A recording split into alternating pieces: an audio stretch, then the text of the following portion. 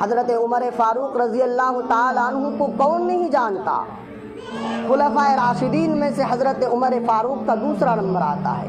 حضرت عمر فاروق رضی اللہ تعالیٰ عنہ کے غلام ہے زید بن اسلم۔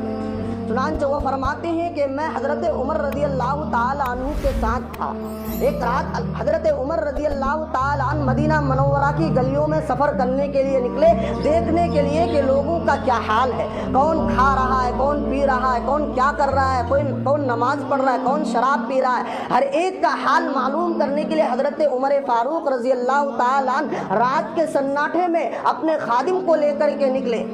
ابھی دور ہی گئے تھے کہ دیکھا کہ ایک بوڑھی عورت ہے، اس کے چھوٹے چھوٹے بچے ہیں، وہ بچے بیچارے رو رہے ہیں، بل بلا رہے ہیں، اور وہ عورت پانی کا ہانڈی چولہے میں لے کر کے اسے جلا رہی ہے۔ حضرت عمر فاروق رضی اللہ تعالیٰ عنہ وہاں پہنچ گئے، اور پہنچنے کے بعد اس ماں سے پوچھا، امی جان آپ کیا کر رہی ہو؟ اس ماں نے رو کر کے کہا، بیٹا میرے پاس کچھ نہیں ہے، بچے بھوک سے پریشان ہیں، یہ رو رہے ہیں، ان کو بہلانے پھسلانے کے لیے پانی کے اندر، ہانڈی کے اندر صرف پانی دے کر چولہے میں چڑھا دیا ہوں، چاول نہیں ہے کہ پکاؤں، تاکہ یہ بچے تسلی حاصل کر رہے ہیں کہ امی شاید کچھ پکا رہی ہے اور اسی بہانے سے یہ بچے سو جائے، اس لیے پانی کو صرف گرم کر رہی ہے۔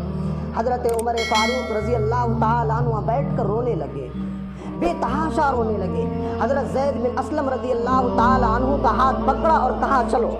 حضرت زید بن اسلم رضی اللہ تعالیٰ عنہ کا ہاتھ پکڑ کر بیت المال میں لے کر گیا ہے، جہاں مسلمانوں کے صدقے کا پیسہ جمع ہوتا تھا۔ حضرت عمر فاروق رضی اللہ تعالیٰ عنہ لے کر آئے اور کہا کہ اس چاول کی بوری کو، اس آٹے کی بوری کو میرے کندھے پر رکھ دو۔ زید بن اسلم کہتے ہیں، آپ میرے آقا ہیں، آپ خلفائے راشدین میں سے آپ بادشاہ ہیں،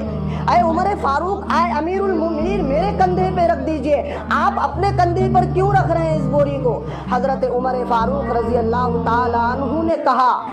کل قیامت کے میدان میں تم سے سوال نہیں ہوگا کہ اس بوڑھی عورت کا چولہا کیوں نہیں جلا تھا،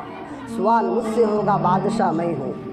چنانچہ میرے کندھے پہ رکھو۔ حضرت عمر فاروق رضی اللہ تعالیٰ عنہ نے 2 بوری کو اپنے کندھے پہ رکھا اور اسی رات کے سناٹے میں لے کر اس ماں کے گھر پہنچ گئے اور کہا کہ امی جان یہ سامان ہے، آپ اس سامان کو کھاؤ پیو اور زندگی بسر کرو۔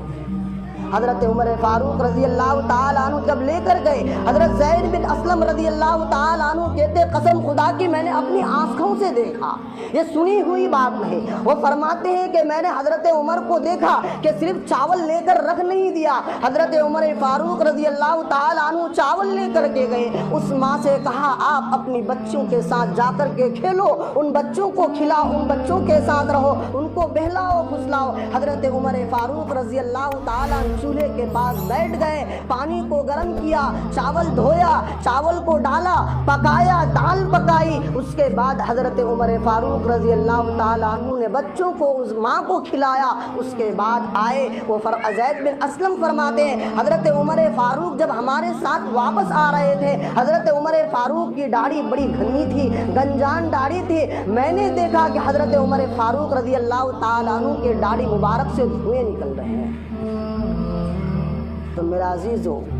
میرے صحابہ کرام نے وہ حکم و تعلیم دے کے گیا کہ ایک بادشاہ، ایک ایم ایل اے، ایک ایم پی، ایک ممبر جو ہوتا ہے یہ عوام کے ووٹ سے بنتا ہے۔ کیوں؟ آپ کو عوام کا دیکھ بھال کرنے کے لیے کہاں کیا ہو رہا ہے، کہاں کیا ہو رہا ہے، کون مصیبت میں مبتلا ہے، اس کام کو دکھلانے کے لیے، اس کام کو سرکار کو جا کر بتلانے کے لیے ہوتا ہے۔ اس لیے فرمایا کل قیامت کے میدان میں جب سارے لوگ پسینے میں ڈوبے ہوں گے، یہ عادل بادشاہ اللہ کے عرش کے سائے میں ہوگا، جہاں سکون ہی سکون ہوگا، وہاں کسی طرح کی کوئی پریشانی نہیں ہوگی۔